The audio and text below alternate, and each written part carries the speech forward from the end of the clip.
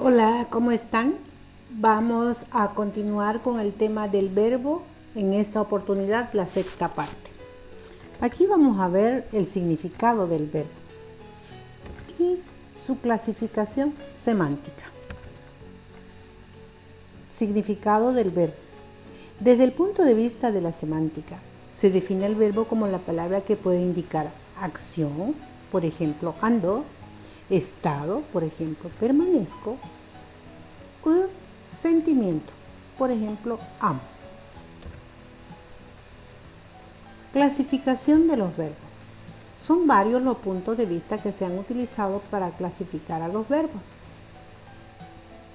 Entre ellas tendremos, primero, según su infinitivo, otras en transitivos e intransitivos, otra clasificación en regulares e irregulares, otra en pronominales, otra en copulativos, otra en auxiliares, otra en defectivos y otra en impersonales. Según su infinitivo, un verbo en infinitivo presenta tres terminaciones diferentes, en ar, en er y en ir. Por ello se clasifican en tres grupos. Los que terminan en ar, denominados verbos de la primera conjugación, por ejemplo, estudiar.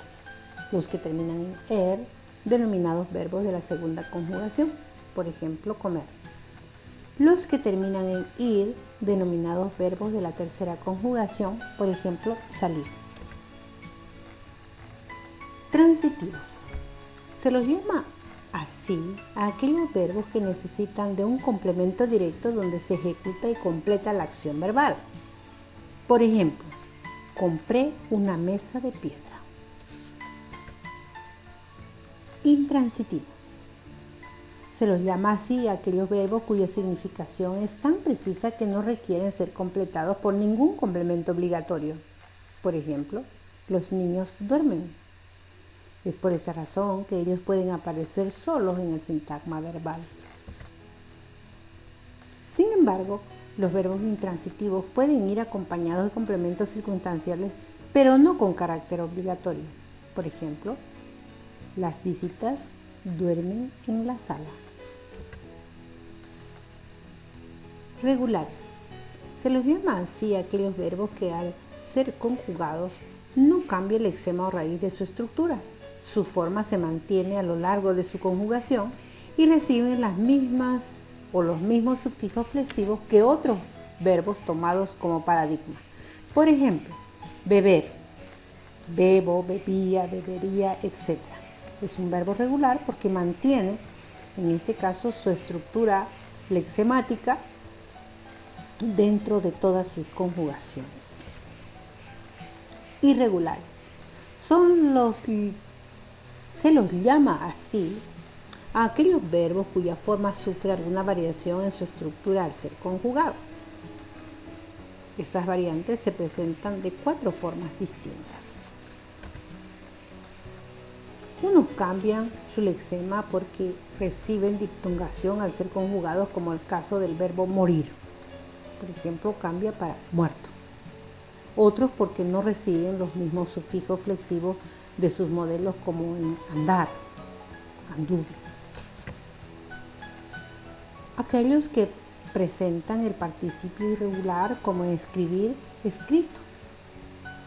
Aquellos que cambian totalmente su estructura en sus diferentes conjugaciones, como ir, voy, presente, iba, pasado, o fui también en otra forma del pasado. Pronominales.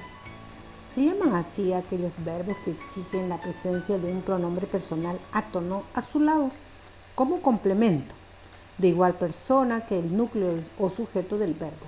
Por ejemplo, tú te peinas en la sala. Característica. En los verbos pronominales el pronombre es un morfema constitutivo del verbo, ya que sin él la forma verbal no existiría.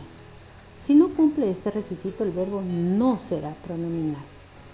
Por ejemplo, ella se baña todas las tardes. Hacen parte de este grupo de los verbos reflexivos y recíprocos, tales como atreverse, quejarme, arrepentirse. Copulativos. Se llaman así aquellos verbos que indican estado tales como ser, estar, parecer. Ellos se caracterizan porque su complemento en la oración es un atributo, el mismo que se encarga de expresar una cualidad del núcleo o sujeto. Por ejemplo, la leche está fría.